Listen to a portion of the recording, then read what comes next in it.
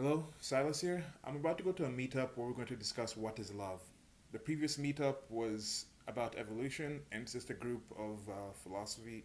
It's a philosophy group where you sit down, you discuss different topics, which is something I really enjoy doing. So glad I have this meetup to go to. So just some thoughts on love. I remember 10 years ago, I thought I had an understanding of what love was. I'd taken some time to actually think about it myself and thought this definition that love is not being able to imagine every day of your life with somebody, but it was not being able to imagine another day without that person. Now, at that time, I had a really major breakup, and I had thought that was a definition of love. And now, after that, I thought if my life is continuing, if I can still imagine things in my life post this breakup, then did I ever actually love that person? Next was if that truly was a definition of love, was the fact I couldn't imagine every day of my life with this person, was that the cause of the breakup? So that didn't really quite fit because it also didn't really fit exactly with non-tangible things, not non-tangible things, but non-human things. Can you love a piece of art? Can you love philosophy? Can you, and okay, with philosophy, I guess that kind of works in that situation because right now I can't imagine living another day of my life without philosophy. It's just such a part of me and it's something I consider I love. But okay, so current definition of love. Current definition of love, I'll put credit where credit is due, and this is mostly from philosopher Stefan Molyneux. He says that love is your involuntary reaction to virtue if you yourself are virtuous. So with that one, I like that one because it goes in the thing of people end up liking things they like about themselves. You're attracted to what you consider valuable.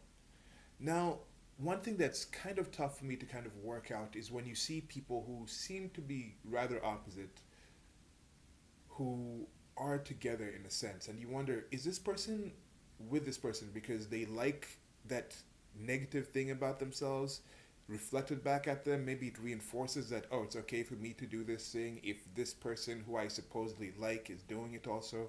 Is it a situation where they want that person to maybe reflect this negative thing and wake them up from it subconsciously? Maybe they're thinking, if I see this enough in somebody else that I maybe think can do better, then I can somehow use that experience of seeing this person who I think if they stop this, they'd be better. Maybe I can see that, learn from them, and then change something in myself. That I don't know. Well, I think that's pretty much it for now. What is your definition of love? Have you guys actually discussed this? If you're in love with somebody, have you taken the time to sit down and discuss what you both define love as? How did you find this? Has it grown? Has it changed? I think it's a very important subject to discuss, and I'm looking forward to this meetup, and I'll see what happens after. Leave your comments in the description, I mean, in the comment section, and like, share, and subscribe. Also, do you think you can love a child? That's a really key question. I think it's something I'm going to ask there if they don't actually bring it up. It depends on the context of it. The whole, can you love a child? If love is the involuntary reaction to virtue, can a child have virtue? Is that love that a baby has for their parent, is that really love or is that more of an attachment? Which I think is more of an attachment that can grow into love as the baby starts realizing that there's virtue behind that. Because, for example, if you have a kid who's been mistreated as they're growing up, they would still say they love their parents when they get older, but that's, I think, more Stockholm syndrome. That's more like this person fed me, and it's, I wouldn't really consider that the same as love, as meeting somebody who truly cares for your well-being and wants to see you be a better person and gets to know who you are and wants to keep you away from harm. I don't think those two terms can fit together. But yeah, is there anything else?